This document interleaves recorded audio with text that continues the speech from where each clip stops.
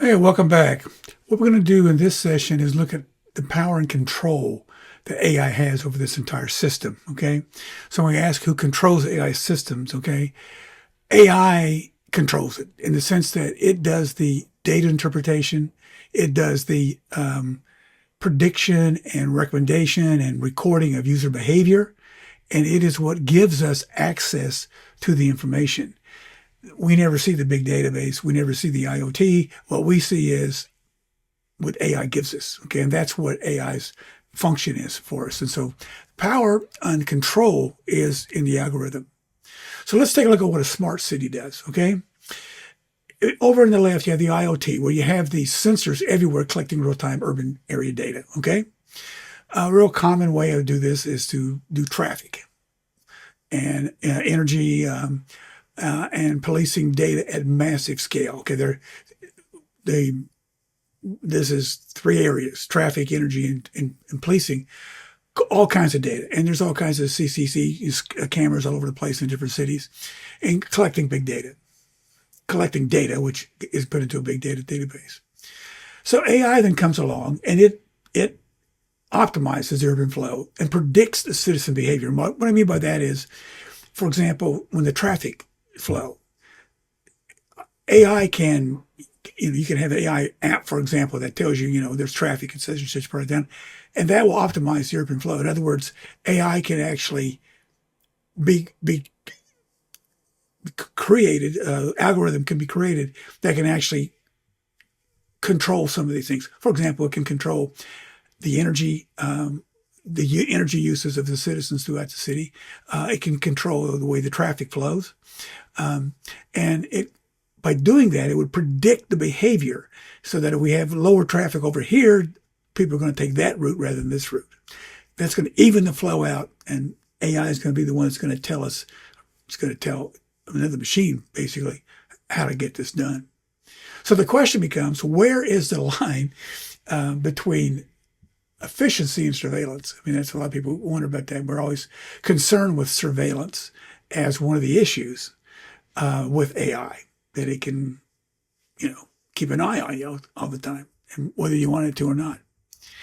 So that brings up the idea that we have some risk here. Okay, I'm going to just mention a couple of them here. Obviously, there's a bias in AI decisions, potentially, because at some point there's a human being behind all this that's writing the algorithms. And of course, there's data privacy concerns. You may go to your Chat GPT or your Claude, and you may just tell it everything about yourself and risk any kind of privacy that you might have. Okay. Another one is that AI could result in an over-reliance on automation, that we would expect everything to be automated and then we wouldn't do anything. And that's something that probably would not be a good thing in the long run. Okay. And so anyway, we have tiebacks, in other words, to all three of the systems. In other words, we have connections going back to all three of the systems, and the risk will be, these risks will apply to all three of these systems. You get bad data in, you get bad data out. Okay, there's biases at the beginning, then you have biases at the end.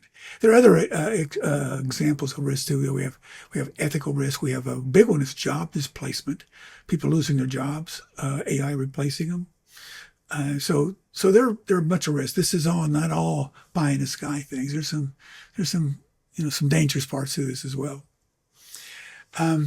Just consider yourself in your student life. Okay, you get phone notifications. If you're on Instagram or you're on Snapchat, whatever, you'll get notifications that you'll look at. Okay, let's say you wear some wearables and you have a fitness tracking. Okay, you have suggestions when you watch Netflix of what you should watch. These are all things that are just happening normally for you as you live in an AI world. Okay, so that my point there is that AI is constantly shaping your daily choices. That brings us to one of our theories that I like, and that's the technological determinism link. AI drives the expectations. Artificial intelligence shapes what we expect from technology and interactions. Once we get it and we've seen it, we expect that it's going to continue. So you expect instant responses and tailored experiences from every service. Why not? Why can't it give you personalized service?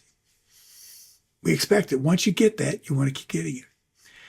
So the technology fundamentally transforms social norms and behavioral standards. That's what technological determinism is all about. And AI can change the way you behave. You won't do certain things. You will do other certain things. That's classic technological determinism. Okay, so where are we going? Where's this future going? Well, more and more AI is going to be invisible to us. There's going to be less user awareness of the use of AI, just because it's going to be so natural to use it. It's going to be in the background. So that means that there's going to be greater integration of AI into almost every dimension of your life. You have to expect it. Now, whether it happens or not, that's different, but that's what the expectation is, and that tends to be the future direction. So I'll close out with this. If AI disappeared tomorrow, what would still work? Because we don't even know what AI is running at this point. Okay, it's running factories, it's running cities.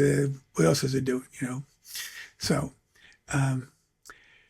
we are becoming dependent upon IoT and big data, and they are on AI.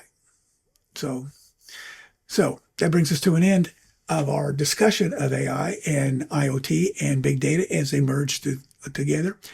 And so this will be the last lecture you have to listen to. So, good for you. All right. So I'm going to stop here, and that'll be it.